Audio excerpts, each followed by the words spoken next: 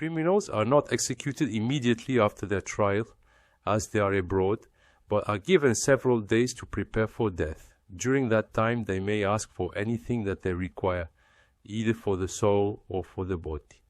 The chaplain of the prison, for there is one, does not leave them and offers every consolation in his power.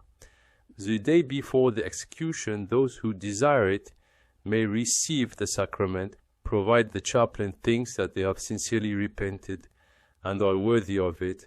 On the day of execution, the condemned prisoners, wearing a sort of white linen shirt over their clothes and a cap on their heads, are tied two together and placed on carts with their backs to the horses' tails. These carts are guarded and surrounded by constables and other police officers on horseback, each armed with a sort of pike. In this way, part of the town is crossed, and Tyburn, which is a good half-mile from the last suburb, is reached, and here stands the gibbet. One often sees criminals going to their death perfectly unconcerned, others so impenitent that they fill themselves full of liquor and mock at those who are repentant. When all the prisoners arrive at their destination, they are to mount on a very wide cart made expressly for the purpose. A cord is passed round their necks and the end fastened to the gibbet, which is not very high. The chaplain who accompanies the condemned men is also on the cart. He makes prayer and sings a few verses of the Psalms.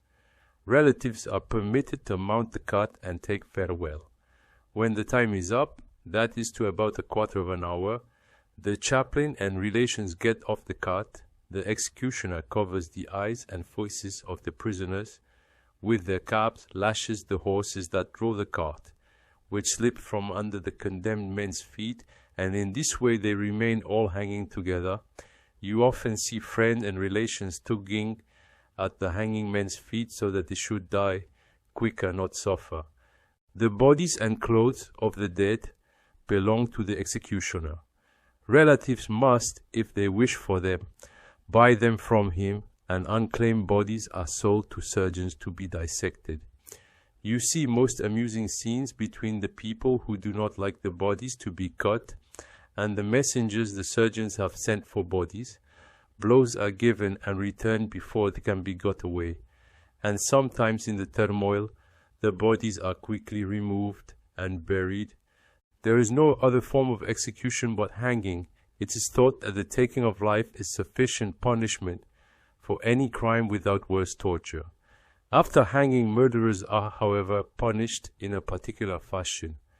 They are first hung on the common gibbet. Their bodies are then covered with tallow and fat substances. Over this is placed a tarred shirt fastened down with iron bands, and the bodies are hung with chains to the gibbet, which is erected on the spot or as near as possible to the place where the crime was committed, and there it hangs till it falls to dust. This is what is called in this country to hang in chains.